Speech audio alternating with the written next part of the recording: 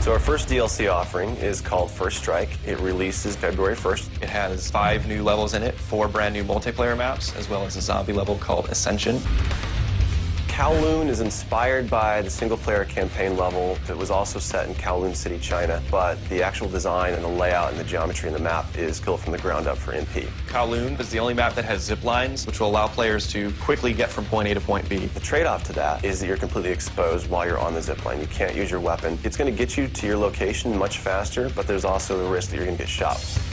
Discovery is an Antarctic research station that was a German outpost left over from World War II. The two sides of the map are divided by a deep chasm. You're always kind of fighting for control over that crossover from one side of the map to the other. My tips for Discovery is really just learning the layout of the map, understanding how that chasm can impact the flow of the gameplay, and always being conscious of the exposure that you have to long-range weapons. You might be on a snow bridge and somebody throws a grenade, which collapses the floor around you.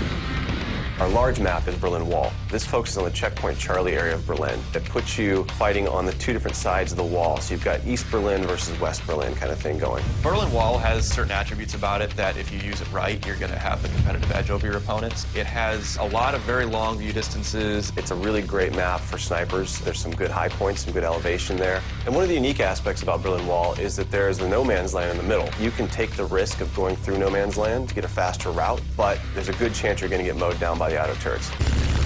The stadium's one of my favorite maps. I am a run and gunner, so I tend to like that map. It's going to provide those close quarter players tight adrenaline, action-packed experience. So never underestimate the value of tactical insertion, and always be checking your corners and realize that these engagement distances are going to be really small, so use that to your advantage. I think it's going to cater to a lot of the players who just like the frenetic style of gameplay that Call of Duty has to offer.